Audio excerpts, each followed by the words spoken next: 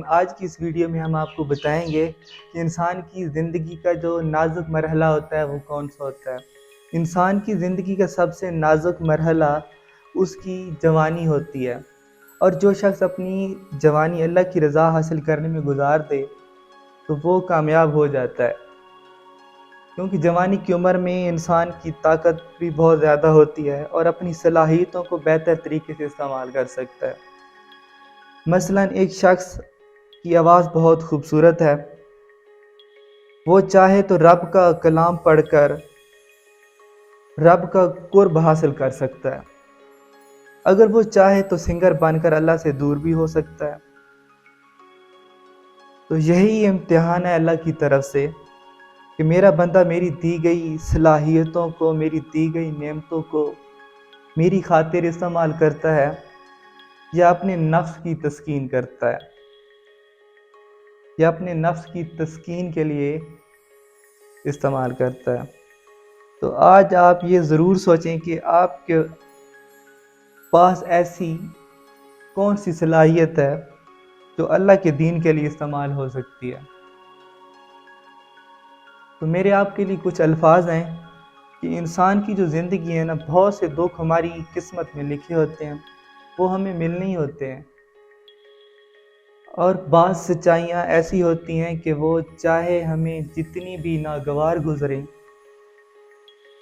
ہمیں انہیں قبول کرنا پڑتا ہے۔ انسان ہر وقت خود پر ترس کھاتا رہتا ہے کہ اپنی زندگی میں آنے والے دکھوں کے بارے میں سوچتا رہتا ہے، اور وہ جو دکھ ہوتے ہیں اس کی زندگی میں اس پر حاوی ہو جاتے ہیں۔ پھر اگر اس کی زندگی میں خوشیاں آتی بھی ہیں تو وہ انہیں دیکھ نہیں پاتا۔ اور دوسرے الفاظ میرے آپ کے لیے یہ بہت ہی قیمتی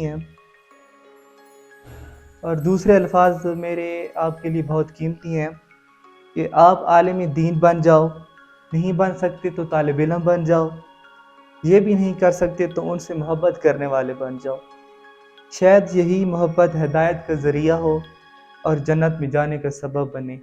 میرے بھائیوں، زندگی بہت کم ہے، ٹھیک ہے؟ یہ زندگی ایک عارضی زندگی ہے۔ آپ شیطان کے دھوکوں میں نہ آئیں، اپنا بہت سارا خیال رکھیں، اپنی زندگی کے بارے میں سوچیں کہ ہم کس مقصد کے لیے اس دنیا میں آئے ہیں اور ہمیں کہاں جانا ہے۔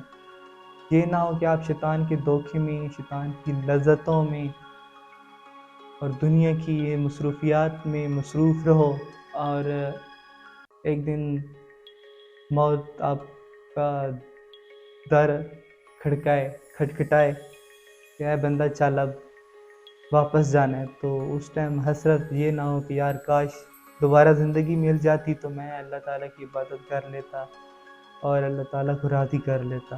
میرے بھائیوں، اپنی تیاری آپ کریں۔ اللہ حافظ، شکریہ۔